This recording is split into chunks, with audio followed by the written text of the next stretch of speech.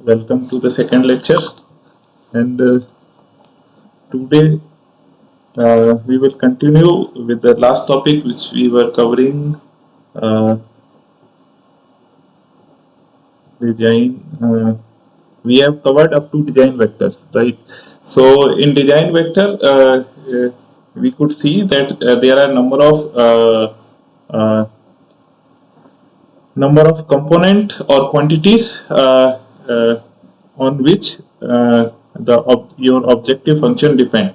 So these design variables are collectively called as design vectors. Okay. So uh, the variable on which your objective function depends, or the variable which are varying, these are called design vector, and the variables which are fixed in advance, these are called pre-assigned parameters, okay, or pre-assigned variables. So we took the example of gear meshing. We were having this gear arrangement, and we were discussing that few quantities like phase width, number of uh, few quantities like center distance between these two gears, pressure angle phi, tooth profile, and material of these gear were fixed in advance. So these quantities were called as pre-assigned variables. While the remaining quantities out of these phase width, number of teeth, center distance, pressure angle, and tooth profile and material, out of the remaining quantities were phase width B, number of teeth on gear 1 and number of teeth on gear 2. So these were not fixed. So the remaining variable were represented in the form of a design vector, and this may be written as x1, x2, xt, transpose of this row matrix. Okay, so this comes b, t1, t2. So there may be a n number of combination as a solution of this problem. Okay, so we could see there are possible solution as well as impossible solution, because any number of combination of B, T1 and T2 is a solution, but the solution is possible solution or impossible solution, or the solution is feasible or infeasible, that one has to see. So we could see that the face width B equal to 1 centimeter, number of teeth on gear 1 equal to 20, number of teeth on gear 2, this was 40. So it represent a possible solution. Why it represent a possible solution? Because the face width can be 1 centimeter, number of teeth is whole number, so it can be the number of teeth can be 20, as well as number of teeth on gear 2 is 40, so number of teeth may be 40. So this represents a possible solution, while another set of solution was face width b equal to 1 centimeter, number of teeth we wrote mathematically, it may be a solution, but it is not possible solution. Why it is not possible solution? Because number of teeth cannot be negative. As well as another problem with the number of teeth on gear 2, it was in fraction, that is 40.5. So also it is not possible. So that's why this solution, this set of number is impossible solution to the given problem. So so now we have to understand, seeing this possible and impossible solution, we have to understand what are the design constraints. Okay, so so constraints are nothing but these are the restriction, or these may be called as the acceptable values of your design variable. Okay, so in many practical problem, the design variables cannot be chosen arbitrarily. Rather, they have to satisfy certain specific functional and other requirement. So The restriction that must be satisfied to design and acceptable design are called as design constraints. So the design constraint are the constraint which satisfy the acceptance of design. Okay. So there may be other constraint also or limitations which depends on the behavior or performance of the system. Okay, so these kind of constraint may be called as behavior constraint or functional constraint. There are also constraint which may be based on the physical limitation or on design variables. So these may be availability, fabricability, transportability.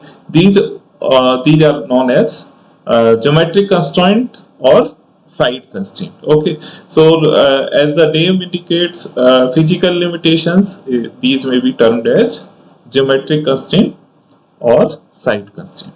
Okay, so so for the current example, yes, yes, yes,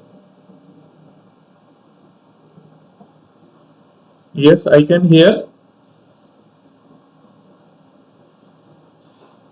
Just yes, yeah, we are taking example. Okay, so I was coming to the example. I missed your voice, but I could see that you have question regarding that how this constraint can be defined to a real example, right? Is my voice fine or it is cracking because it disconnected two times? Okay. So we will continue with the same example, like the basing of these two gears. So in this example, we can see the face width B cannot be smaller than a certain value, because obviously when two gears are matching, they are in mesh. They are transmitting certain power. So their primary work is to transfer power, and in order to transfer power, there is some minimum requirement of strength. So the face width cannot be smaller than a certain value. So we have this limitation, as well as the ratio, that is number of teeth, the ratio between number of teeth, that is T1 upon T2, is also governed by the speed of input and output step, that is N1 and N2. So these constraints also depend on the performance of your gear pair. So these constant like ratio of number of teeth T1 upon T2, as well as face width, these are depending on the performance of your gear pair. So these constraints may be called as your behavior constraint. Okay. Similarly, there is also in terms of you know sorry. So uh, in terms of physical quantities, or there are physical limitations like these number of teeth, that is number of teeth on gear 1 or gear 2. So these number of teeth should be real number, they cannot be in fractional parts. So these limitation of non-fractionability, that is the number of teeth cannot be in fraction, may be termed as your side constraint or geometric constraint. So likewise, we can classify based on the problem available with us, that what are the behavior constraint, what are the side constraint. Okay. So in today's class, I will take one example. I have taken one numerical also for more clarity on how these constraints are applied in any engineering optimization problem. Okay, so let us come move forward. So in any engineering optimization problem, let us consider a problem with inequality constraint Gix is less than equal to 0. So we all know there are equality constant. Whenever the problem is constant, there are equality constant or inequality constant. But some problem may be without constant also. So we are taking example of one constraint problem which is having inequality constant, that is gix is less than equal to 0. So there will be a set of values of x that will satisfy this equation, this inequality equation. Okay, so what we have to do, how we have to find out the solution. So what we will do, we will first draw a surface. Okay, in this n-dimensional space, what we are doing, I have taken one example of one surface. It may not be appropriate, but for clarity I have taken. So what will happen, what we are doing, we are saying that the inequality constraint may be converted into equality constraint, and we come to a new constraint, that is gix equal to 0. So there will be a set of values which will satisfy this equality equation. Okay, so if we draw this a curve passing through all these points, we may get a surface like this, which you are seeing in your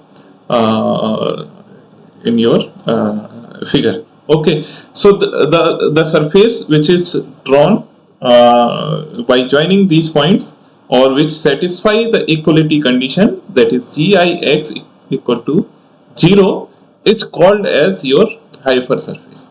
Okay, so in this hypersurface, there will be two regions.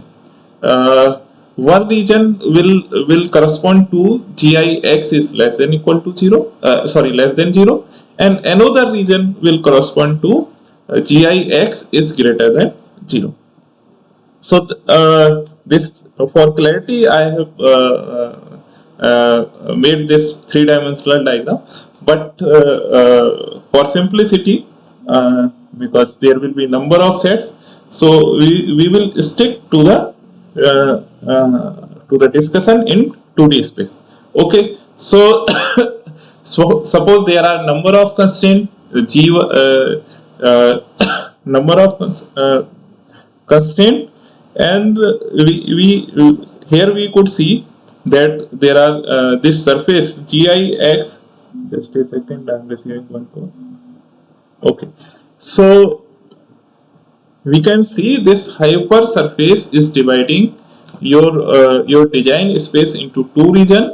One which is equivalent to gix is less than equal to 0, and another gix is greater than equal to. Just a minute, I am receiving continuous call. Let me talk. Hello.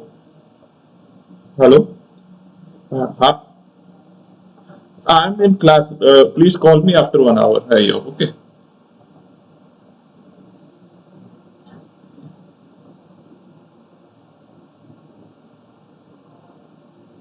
Okay, sorry. So these surfaces, one will correspond to gix is less than equal to 0, and another will correspond to gi is less than equal to 0. Okay, so these surfaces will look like this. The diagram which you are seeing, if you create surface using this equality condition. Okay, so for clarity, I have converted these. We have one surface G1, which is satisfying the condition G1 equal to 0 for one set of behavior constant. Okay, so there is G1. We have corresponding curve in two-dimensional space. Then we have, this is G1. Then we have G2, then we have G3, this is your G3, then we have G4, this is another set, and then we have G5. So there may be a n number of constraint which needs to be drawn on a 2D space. Okay, so let us come how we are going to use these side constraint. Okay, so before coming to this, let us come here also. So here we have created one hypersurface, and in this hypersurface we have two region. One is equivalent to gix is less than equal to 0, and another is equivalent to gix is greater than equal to 0. So what will be the acceptable region in this hypersurface? All the points lying in the region gix is less than equal to 0 will be your acceptable solution. Okay, while all the points which are lying in the region gix is greater than equal to 0, suppose this below this curve, this is the points which correspond to gix is less than equal to 0, and above this curve are the points which correspond to gix is greater than 0. So all the points which are lying below this hypersurface will correspond to a acceptable solution. Okay, so this way we converted this. Sorry. So this way we could see there are 5 constraint G1, G2, G3, G4, G5. Okay, so what we have done using these constraint, we can see there is acceptable region in this region. The hashed line, you can see there are hashed line. So hashed line are representing the space which is impossible or unacceptable region, while the another side is representing your acceptable region. So here also say this is the G1. So this side is your unacceptable region, and this side is your acceptable region. Similarly, in the case of G2, G3, so hashed line are representing the side which is unacceptable region. Okay, so we have taken an example of 5 behavior constraint where we have to find out the optimum acceptable points. Okay, so here we can see there is a here. So here we can see these curve using these behavior constraint, we get certain region. Okay, so here we can see this region is your certain region which may be called as feasible region. Okay, so this let me move my mouse. So this region which is totally acceptable to all constraint, all your side constraint, this region may be called as your feasible region, or all the solutions lying under this region will be acceptable. Okay, so the design points that do not lie on constraint surface are known as free points. Okay, so since these are acceptable solution for all the constraint given in the problem, so these may be termed as free points.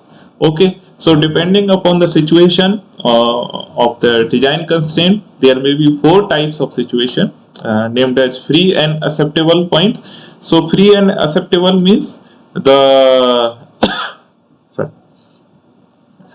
constraint which are under the feasible solution. Okay, there may be also another condition free constraint but unacceptable solution. So these are the points which do not satisfy any of the side constraint. So we can see this point, it is not satisfying any of your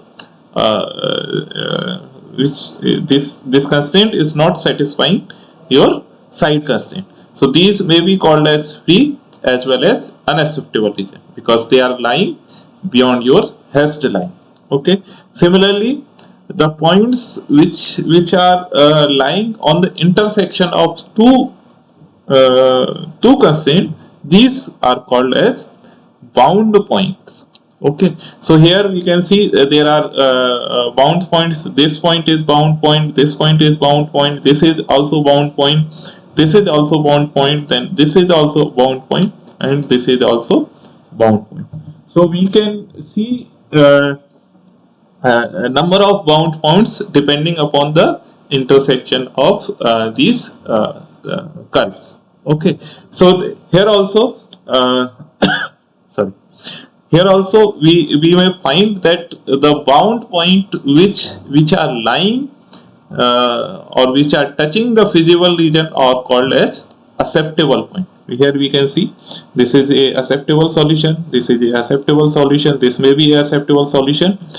Okay, here also this may be a acceptable solution, this may be a acceptable solution. So all such points which are at intersection of two constraints and are touching your feasible region are called as your bound and acceptable point. Similarly, there may be some points which are at intersection of two constraints but are not touching your feasible region because this is your up to this is your feasible region. Below this line, this point is lying under unfeasible solution. Okay, so this point may be termed as bound point, but it is not a acceptable point. Okay, so this is a graphical method, and we will take one example in today, so we are able to understand in a better way that how these curves or the solution is can be achieved for any design problem using your constraint surface. Okay, so let us come to the next topic, and that is the connected topic, that is the objective function. So objective function, in objective function, in conventional design procedure that aim to find out an acceptable or adequate design which merely satisfy the functional or other requirement of the problem. So in general, there are more than one acceptable design, and process of optimization is to choose the best one of the many acceptable design available. Okay, so that we have discussed in the previous slide. So we have to find out a criteria for comparing the different alternative acceptable design and for selecting the best one among the available design options. Okay, so the criteria with respect to which the design is optimized and is expressed as a function of the design variable is known as objective function. So objective function is nothing but it is the criteria with respect to which we are optimizing our function of the design variable. Okay, so I have taken few examples, like in civil engineering, the objective function is always usually to minimize the cost of production. In mechanical engineering, it may be maximization of mechanical efficiency or okay, so in aerospace structure design problem, the objective function of the minimization is generally taken as minimization of weight.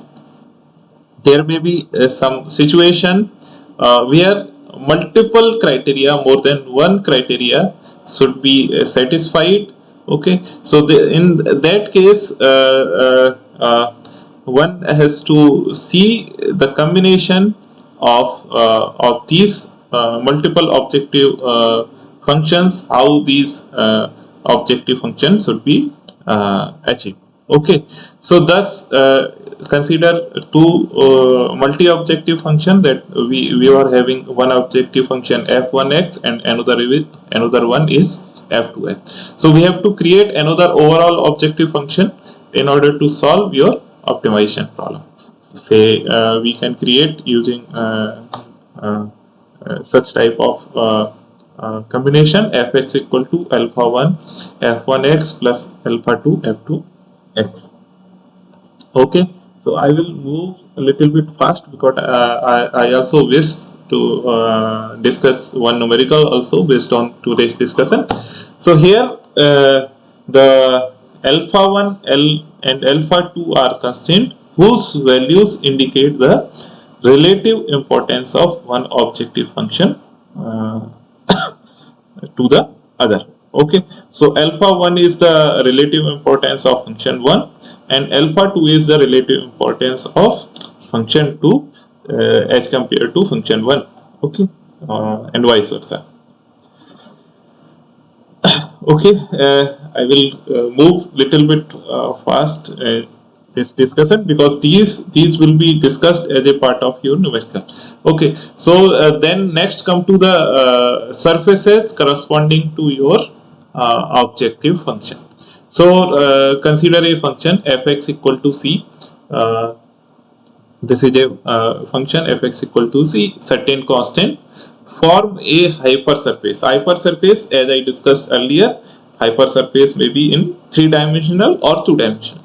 So for simplicity, I have taken only diagram for 2-dimensional surfaces. Okay, so here is a function which is having fx equal to c. So we have drawn one surface, that is fx equal to c1. Then we have another constant, that is c2. So we have another curve corresponding to function fx equal to c2. This is another curve, you can see. Then we have a third curve corresponding to constant c3. So this may be called as fx equal to c3. Similarly, for c equal to 5, another constant 5. Okay, so constant 5, constant 6, constant 7. So here we can see we have n number of curve corresponding to your overall objective function. Okay, so so here if once you are able to draw the objective function surfaces, you can determine the optimum point based on the curve which is touching or which is satisfying the optimum value. So here we can see if we are increasing the value of c, that is the constant c, the minimum value is corresponding to your function fx equal to c1. So this point, that is the point of intersection between these two curves, may be called as your optimum point. Okay, so this we will be utilizing. I moved a little bit quickly so that we are able to understand how this this portion, this graphical method can be utilized in your in an optimization of any engineering problem. So let us take one problem. You may take a screenshot of this because I will be discussing numerical based on this problem only. So you can take a screenshot so that I need not to come again and again on this slide. Okay. So what is the problem? Design a uniform column of tubular section to carry a compressive load P equal to 2500 kgf for minimum cost.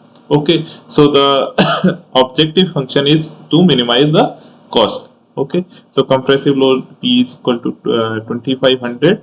The column is made up of a material that has a yield strength sigma of 500 kgf per centimeter square. Modulus of elasticity E equal to 0.85 into 10 to the power 6 kgf per centimeter square. Density of this one. Okay, so we can note down these values corresponding to your tubular section. Okay, so the length of column is 250 centimeter. The stress induced in this column should be less than the buckling stress as well as your yield stress. Okay, the mean diameter of the column is restricted to lie between 2 and 14 centimeter. So your mean diameter will lie between from 2 to 14 centimeter. The column thickness outside the range 0.2 to 0.8 centimeter are not available in market. Okay, so this is also a availability constraint. The cost of column include material and construction cost. Okay, so the cost may be taken, it may be calculated using the objective function 5w, that is the cost corresponding to your weight, and 2d, that is the cost corresponding to construction. Okay, so here in this objective function, w is weight in kilogram force, that is in kgf, and d is the mean diameter in centimeter. Okay, so in this objective function we are having weight of your tubular section in kgf, and your d is in centimeter, that is the diameter of column is in centimeter. So this is our objective function 5w plus 2d. So let us come to the design variable. So there are two design variable, that is diameter of your tube as well as mean diameter of your tube as well as your tube thickness. Okay, so the objective function may be written as fx equal to 5w 5 minute 20 minute में free होता है. So fx equal to 5w plus 2d. So w, since w is given in kgf, here you can see the mean diameter is for this tubular section is d. So we can calculate the volume of this tubular sorry this section by using pi d into t. So this will give the volume of your this tubular section, and if we multiply this by rho, then this will give the weight of your tubular section in kgf. Okay, we are not multiplying by g, so that's why it is giving your weight in kgf. So this will be 5 rho pi dt plus 2d. So if you solve this 5 rho pi, this will come equal to 9.82. You may calculate using calculator later on. So this will come 9.82, and we for d and t we are using x1 and x2 respectively. So this objective function now becomes fx equal to 9.82 x1 x2 plus 2 x1. Okay, so I hope till now this problem is clear. How we have find out this objective function, it is already given. We have to simply put the values. Then we could see there were behavior constant that the stress induced should be less than your yield stress as well less than your buckling stress. This is a typo error while typing, I missed. So there are two constraint, behavior constraint. One is stress induced should be less than equal to yield stress, as well as it should be less than your buckling stress. Okay, so the induced stress, how we can find out? We have force upon area. So the induced stress can be find out sigma I equal to P upon pi dt. That is, P is already given as 2500, pi d and t are replaced by x1 and x2. So pi x1 x2, and we can calculate the buckling stress in any tubular section. We can calculate the buckling stress. We might have studies under the course strength of material. Otherwise, these formulas will be given in your examination whenever such kind of problems are given. Okay, so if you are not able to recall, the formula will be available for calculating the buckling stress in your optimization problem, which will be given in your examination. So the buckling stress may be calculated as sigma b equal to Euler buckling load upon cross sectional area. So Euler buckling load may be given as pi square e I upon L square. Cross sectional area may be given as pi dt. So this way we can calculate buckling stresses. Okay, so here this I Euler buckling load under this formula pi square e I upon L square. So I is nothing but I is your moment of inertia, or it is also called as second moment of area of cross section of the column. So we may calculate this moment of inertia of this tubular section using this formula pi by 60 by 4 do raised to the power 4 di raised to the power I. Here in di and do are your do is your outer diameter of your tubular section, and di is your inner diameter of your tubular section. So this may be breaked into t square d to the power 2 plus t to the power 2 multiplied by do square minus di square. So that is again breaked. This is a simple mathematics. I think you all will be able to follow. So we have simply breaked it into this. Then what we are doing? See. Just a second. So here we can see since this is your mean diameter, d is your mean diameter, t is thickness of your tubular section. So here we can see that this do may be written as d plus t, that is mean diameter plus thickness. Then di may be written as d minus t. Okay, so this way do and di has been expanded, and this will end up to, if we solve this, pi by 8 d square plus t square. Okay, so again we have replaced x1 and this d and t by x1 and x2. So this way we have got your moment of inertia. Okay, so now the behavior constraint may be written as because these were your behavior constraint, that the stress induced sigma I, that is 2500 by pi x1 x2 should be less than equal to yield stress. Okay, so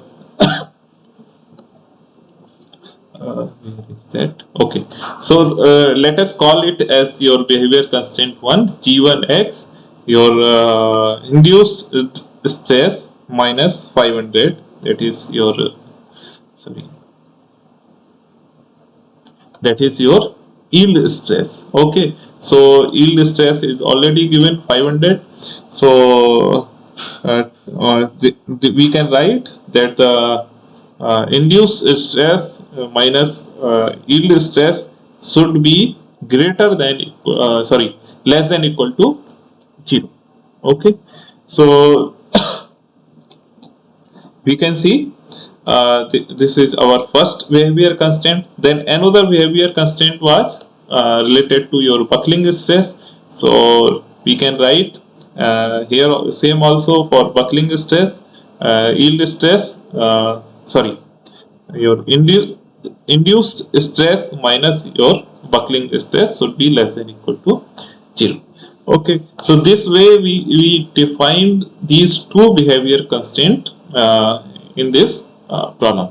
Okay, there are other constraint also regarding your mean diameter as well as thickness of your tube. So as stated in the problem, the diameter should not be less than 2 and should not be greater than 14.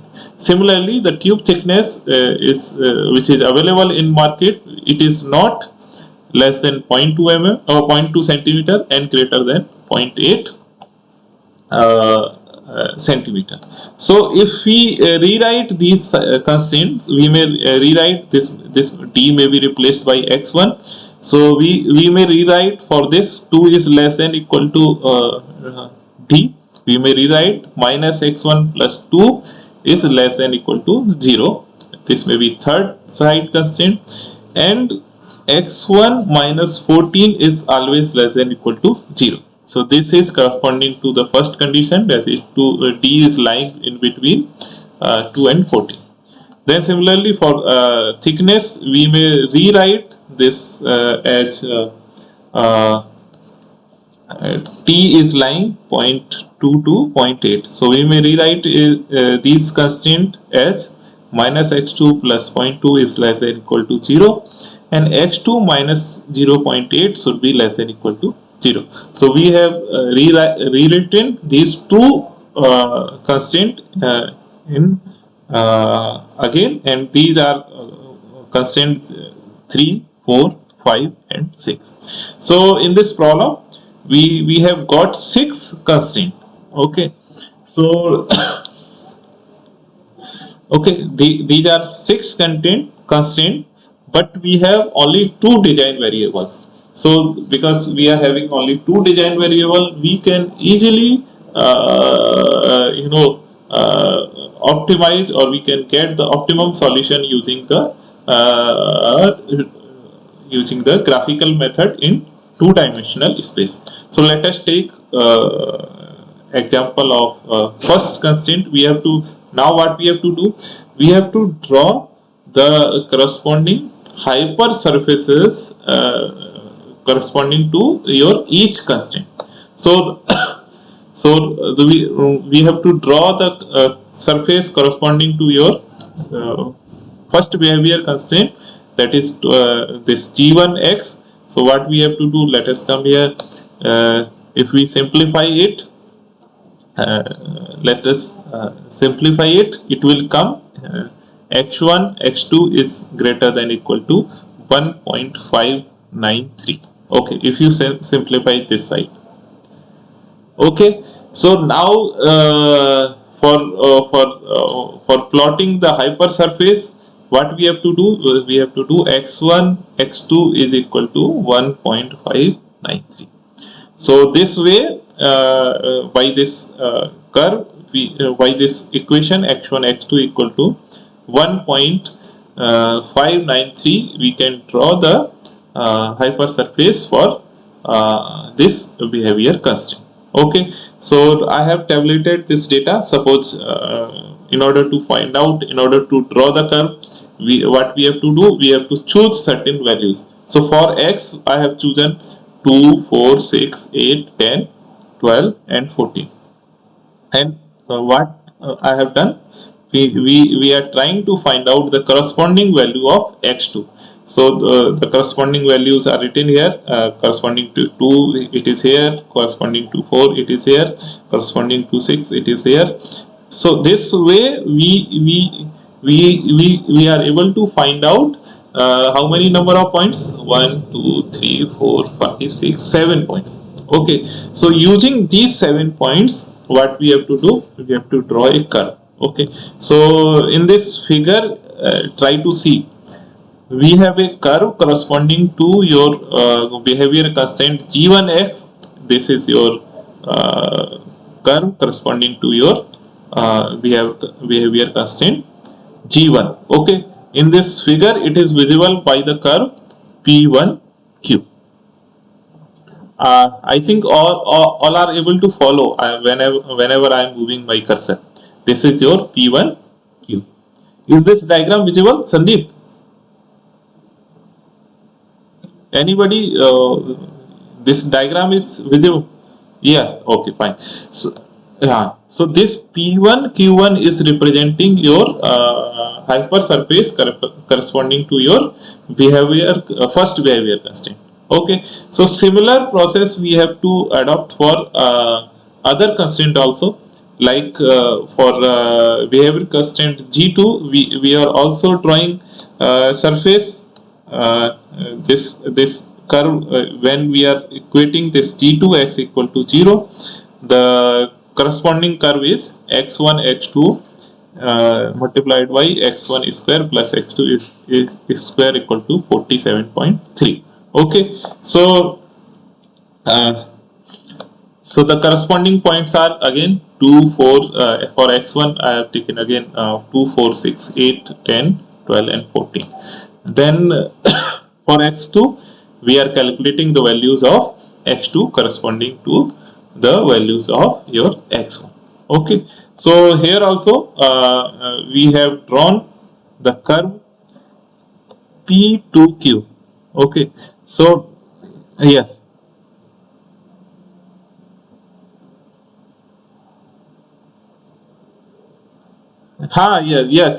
yes. So it is not fixed that you have to take 7 points, but for convenience I have taken, because when we are drawing this your x1, that is d is in between 2 to 14. So at an interval of 2 I have taken the value of d. Okay, we were having constant that d is varying from 2 to 14. So that's why at an interval of 2 I have taken the value of x1, that is d, from 2 4 6 8 10. You may also take more than a point. You may take 2 3 4 5 6 7, then up to 14, or even you may take less, but you should be able to find out the nature of your curve, how the curve is joining. Okay, smooth curve. So the another hypersurface that is drawn, that is the p2q2. Okay, this is another surface. Then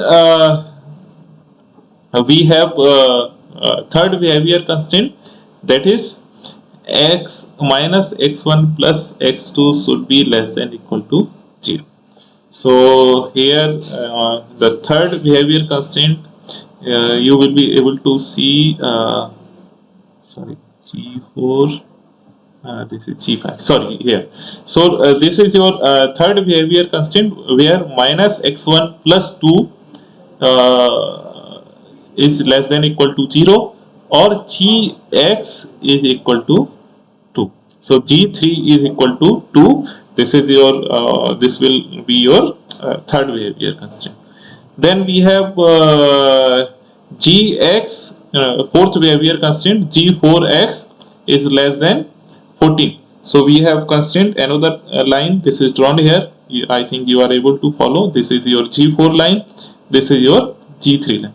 So this is representing the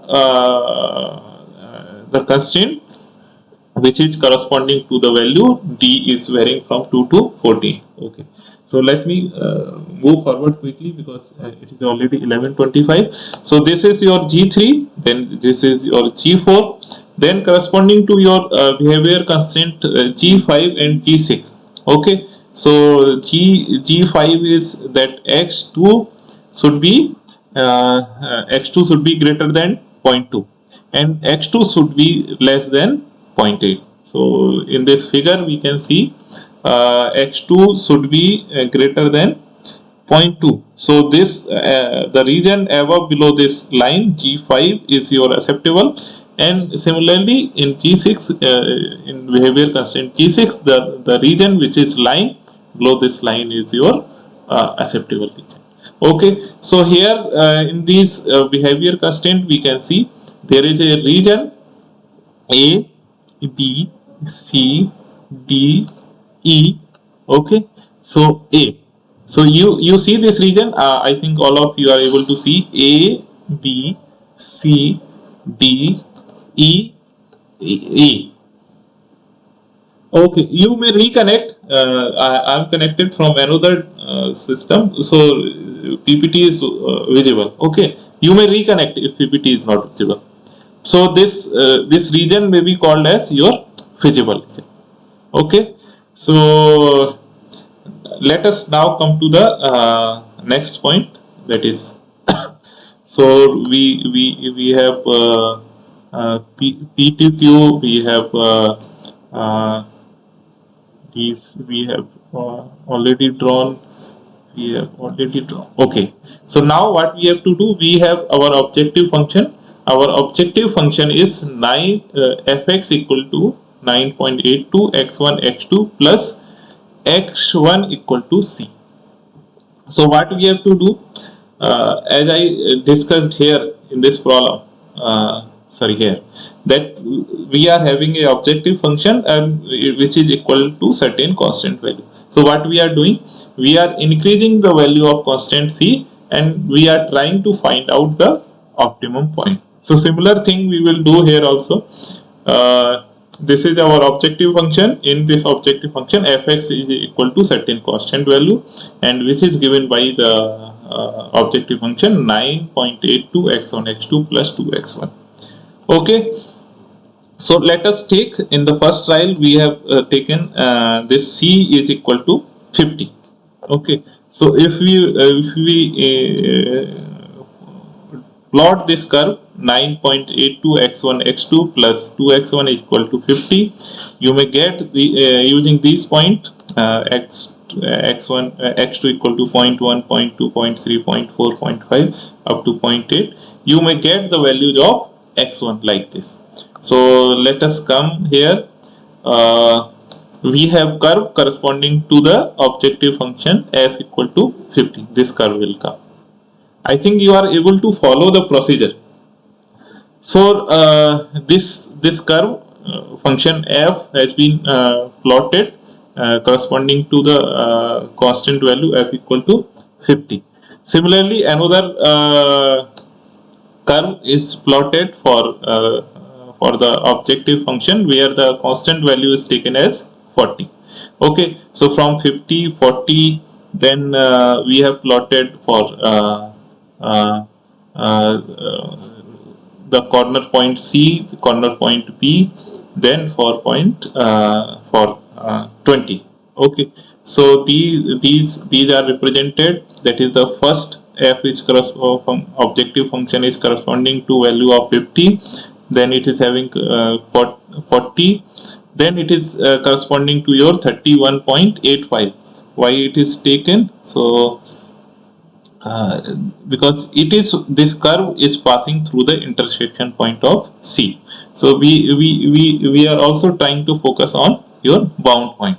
Then another bound point is B. So we have plotted another curve corresponding to your objective function this, and the value is coming around 26.53. Then we have also drawn the objective function curve corresponding to objective function where the value is 20. So this way we have got the n number of curve we may require, we may need to plot. Here one thing is notable, that out of these curve only the least objective function or the least value is available at point P. This we can see through our graphical method. So this point B may be termed as your optimum point. Okay, so b is corresponding to your objective function. Okay, so this value is coming d equal to, that is x1 equal to 5.44 centimeter, and thickness t is equal to x2 is equal to 0.293 centimeter, and the corresponding objective function or the value of the minimum cost, that will be 26.53. Okay, so if the since the time is already lapsed, so if there is any doubt or question, I can take up quickly on this graphical method. Any question? Yes. Yes.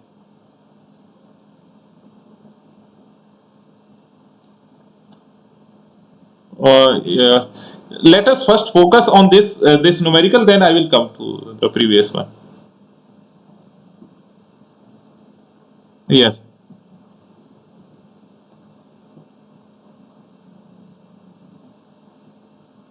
Yes. Yes.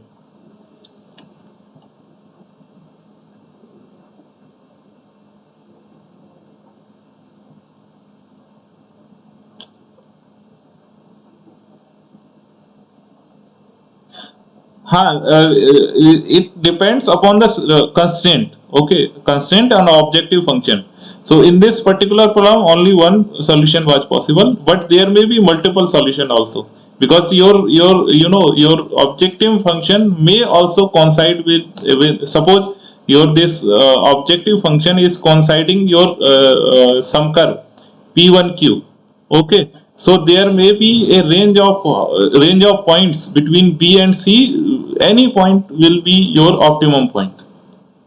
Suppose if we come up with a situation where your curve is coinciding with your any of the behavior constraint, then suppose it is coinciding with P1 Q1 for example. Okay, then what will happen? Any point between P and C may serve as your optimum point. Okay, so there may be yes.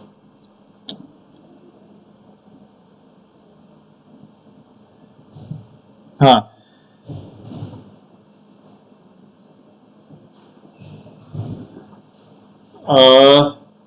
ऐसा कह, जो आप objective function की बात है ना, so in objective function because it is governed by number of constraint. Okay, so it will depend upon the shape of your objective function curve, that there is one solution, two solution, or more than that. Okay, if you solve few of the problem, I will share a few problem. You will come up with the situation that there are infinite solution also are also possible between two points, or sometimes there is only one solution, and sometimes you may come up with a situation that they there you will find a difficulty in finding out the optimal solution. So in that case, you have to very slowly move your curve to a towards a optimum point. Okay. Hmm. और किसी का कोई question? Any other question? I will share this recording of this lecture as well as your PDF on the website which I used to share. Okay, so that is all for today. I will stop here. Okay. Uh, just a minute. Let me download the attendance. I could not download because of time issue. Okay, attendance is downloaded. You may leave.